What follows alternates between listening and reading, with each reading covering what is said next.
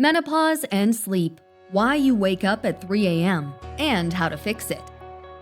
It's 3:06 a.m. You're wide awake, staring at the ceiling like it personally offended you. You're hot, no, cold. Your brain is suddenly rewriting your entire life story, complete with anxiety bonuses. Sound familiar? Here's the thing. You're not broken, dramatic, or doomed to a lifetime of sleepless nights. Your hormones are just being wildly unhelpful. Today, we're unpacking why menopause loves waking you up at 3 a.m. and exactly how to fix it, with science, empathy, and just a little sass. Why do you wake up at 3 a.m.? It's the middle of the night. The house is quiet. Everyone else is sleeping peacefully, probably dreaming about beaches or winning the lottery. And you're lying there, eyes wide open, sheets twisted, heart thumping, brain buzzing like it just drank 3 espressos. First things first, you are not imagining this.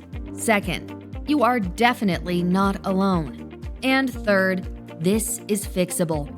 So let's walk through what's really happening inside your body, why 3 a.m. seems to be menopause's favorite hour, and how you can take your nights back.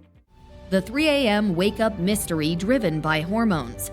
During perimenopause and menopause, estrogen and progesterone start declining and fluctuating like they're freelancing instead of working a full-time job.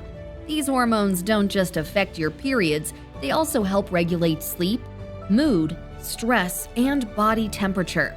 When estrogen dips, it disrupts melatonin, your sleep hormone; serotonin, your calm and happy brain chemical; cortisol, your stress hormone. Around 2 to 3 a.m., cortisol naturally starts to rise to prepare your body to wake up later in the morning.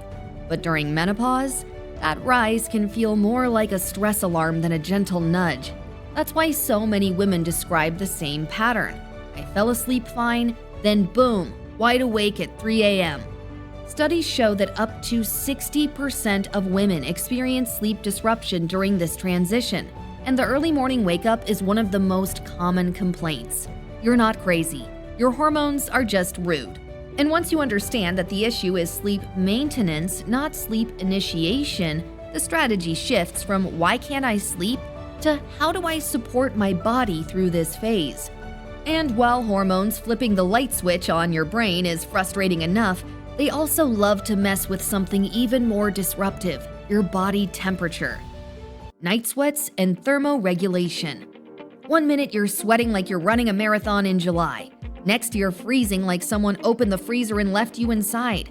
The sheets are soaked, pajamas are questionable, and sleep long gone. These are night sweats, part of a group called vasomotor symptoms, and they affect 50 to 80% of women during menopause. Here's why it happens. Estrogen helps regulate the hypothalamus, the part of your brain that controls body temperature. When estrogen declines, your thermoneutral zone narrows. That means even tiny changes in body temperature trigger big reactions. So your body thinks, "We're overheating, evacuate," sweating, heart racing. Then immediately, "Why are we freezing?" chills, shivering. Each hot flash can last just minutes, but the sleep disruption can last hours. And no, this isn't always a short phase. For many women, hot flashes last 5 years or more, sometimes well beyond when menopause officially ends, continuing into postmenopause. And how to fix it. Cooling strategies, medical treatments, and lifestyle changes can dramatically reduce nighttime awakenings.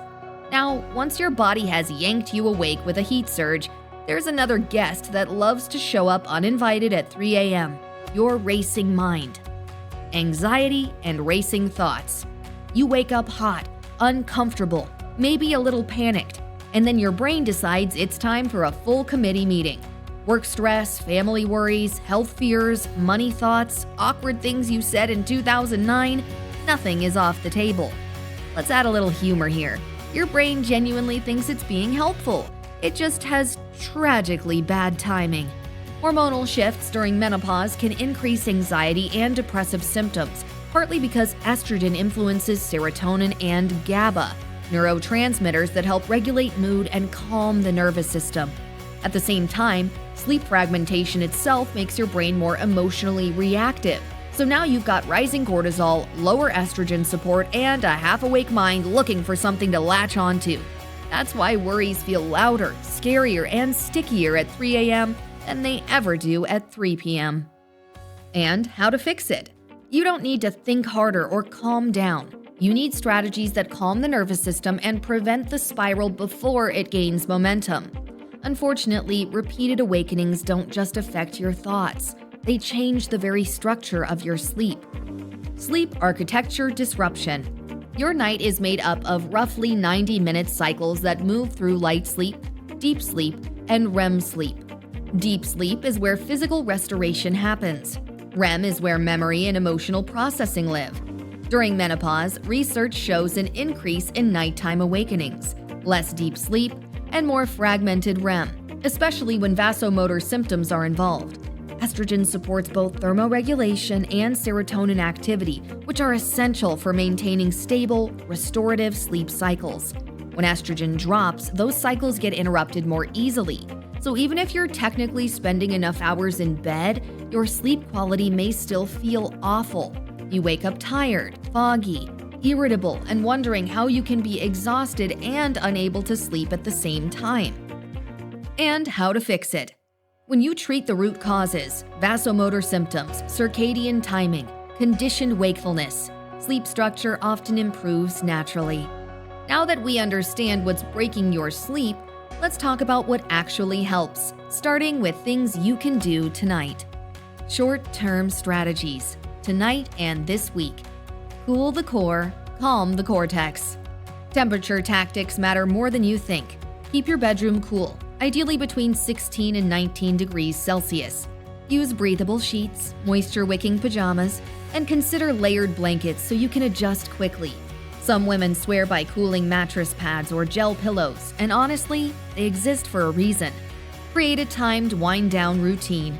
About an hour before bed, dim the lights, lower stimulation, and do a 10-minute worry download, where you write everything out of your head and onto paper. Follow that with a brief relaxation practice, paced breathing, a body scan, or gentle stretching to lower nervous system arousal before sleep. Your 3 a.m. playbook. When you wake up, name it to tame it. This is a hot flash. This will pass. Cool down quickly. Sip cool water, throw off covers, use a cooling pad.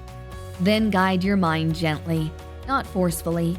Use breath counting, imagery, or a natural mental task instead of problem solving. If you're awake longer than about 20 minutes, get up briefly under low, warm light, do something calming, then return to bed. Light discipline is huge. Avoid bright screens late at night. If you need light during nighttime awakenings, use warm, low-level lighting so you don't fully wake your brain. Nutrition nudges. Avoid large late meals, alcohol, and spicy foods. They can trigger night sweats. If needed, choose a small evening snack with protein and complex carbs to prevent blood sugar dips. And cut caffeine by early afternoon. Yes, even if you feel fine after it. Over-the-counter aids. Low-dose melatonin can help some women with sleep onset and resettling, but it's not a cure-all. Use it short-term and pay attention to how you feel the next day. Short-term relief matters, but lasting change comes from longer-term strategies. Long-term strategies, weeks to months. Treating vasomotor symptoms is foundational. For women who are eligible, hormone therapy is the most effective treatment for hot flashes and night sweats, and improving those often dramatically improves sleep continuity. Estrogen can be life-changing, paired with progesterone if you have a uterus, since that's what protects against endometrial cancer. If hormone therapy isn't an option, non-hormonal treatments like certain SSRIs, SNRIs, or gabapentin can reduce hot flash frequency and intensity, indirectly improving sleep. Lifestyle factors matter too. Regular physical activity, stress reduction, smoking cessation, and maintaining a healthy weight all show measurable benefits for both vasomotor symptoms and sleep quality. Rebuilding sleep architecture takes consistency. Keep a fixed wake-up time, even on weekends. Get morning light exposure and movement to anchor your circadian rhythm. If naps are necessary, keep them short and early.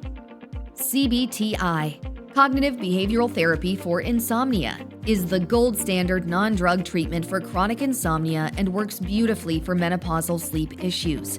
It helps retrain your brain away from conditioned wakefulness and anxiety around sleep. Mood support is not optional. Address anxiety or depression with therapy, support, and stress management. Practices like yoga, tai chi, and mindfulness reduce physiological arousal and can lower the perceived intensity of symptoms over time. And if you're wondering when self-help stops being enough, let's talk about when it's time to bring in professional support. When to talk to a doctor? If sleep problems persist for weeks, affect daily functioning, come with severe night sweats, palpitations, or mood changes, it's time to seek care. You deserve real solutions, not dismissal or just deal with it advice. Menopause care has evolved and help exists. Menopause can kneecap sleep through a potent mix of hormone-driven temperature shifts, stress hormone timing, and disrupted sleep architecture. That 3 a.m. wide-awake window is a pattern, not a personal failure. If this video helped you feel seen or gave you tools you didn't have before, please like it, share it with someone who's staring at the ceiling at 3 a.m. right now, and subscribe for more honest conversations about women's health, sleep, and sanity. Your nights matter, and you deserve rest.